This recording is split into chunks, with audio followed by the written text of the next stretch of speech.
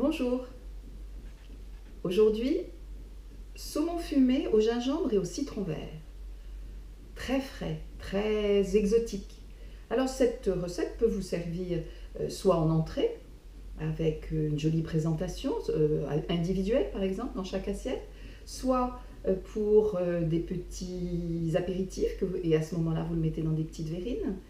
Ça a beaucoup d'usage et c'est un parfum très frais souvent. Le saumon fumé, tout le monde dit ah le saumon fumé. Non non non non. Là vous allez voir, c'est délicieux. C'est très très très exotique et frais. Alors à vous, on y va au travail. C'est à vous. Voici la fiche qui va vous permettre de vous rappeler tous les ustensiles et les ingrédients dont vous avez besoin. Voilà tous les ingrédients dont vous avez besoin: gingembre, citron vert et saumon fumé. Vous pouvez acheter indifféremment du cœur de saumon ou filet de saumon ou bien des tranches de saumon. C'est comme vous voulez, selon ce que vous allez trouver. Regardez, ni trop gros ni trop petit. Mais effectivement, si vous décidez que ce plat est une salade qui est servie dans une assiette, à ce moment-là, vous pouvez les faire un peu plus gros si vous le désirez. Si le saumon que vous avez acheté, ce sont des tranches, à ce moment-là, il faut les détacher les unes des autres, couper des lanières et recouper dans l'autre sens des petits bouts. C'est très bien aussi. Ça a une consistance un petit peu moins agréable peut-être lorsque vous le mangez, parce que c'est tout petit. Ne laissez pas de gros morceaux et surtout décollez bien toutes les tranches les unes des autres. Autrement, vous avez des gros morceaux un peu épais, c'est pas agréable.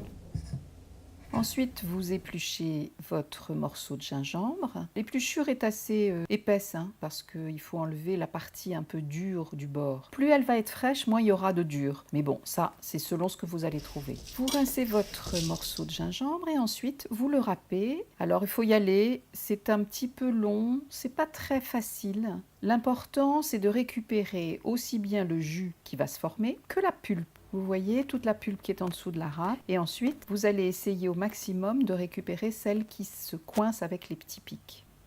Une fois que vous avez terminé, vous le conservez soigneusement. Vous voyez, ça fait une petite purée. Et vous allez râper le zeste de citron.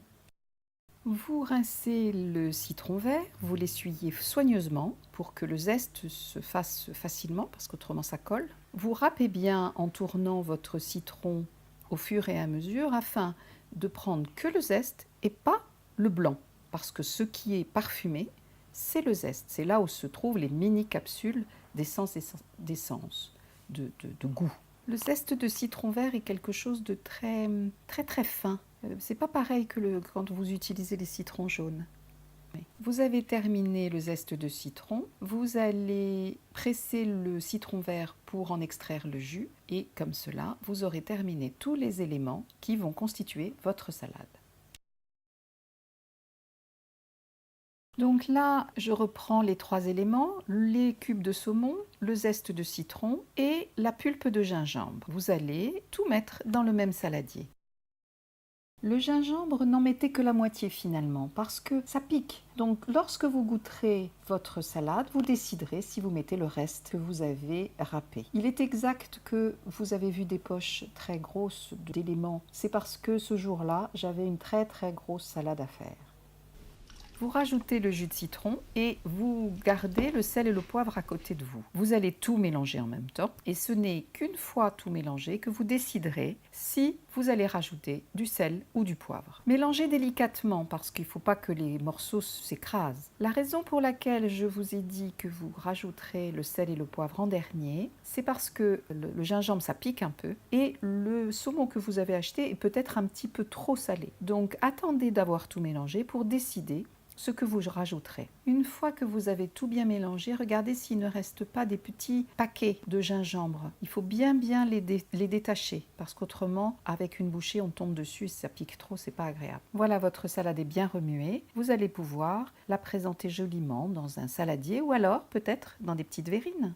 Regardez comme c'est joli. Avec 2 belles feuilles de salade, vous posez votre salade à l'intérieur et ça fait une très jolie assiette pour une entrée rafraîchissante. Voici la recette écrite. Regardez bien tous les éléments, comme ça vous aurez tout ce qu'il vous faut sous la main pour pouvoir réussir cette salade d'été extrêmement agréable et avec un goût très exotique. Je suis sûre que vous avez réussi cette salade. J'espère que vous avez aimé cette recette. Dites-le moi surtout et écrivez-moi. Et j'espère à très bientôt avec Mama Caro Cuisine.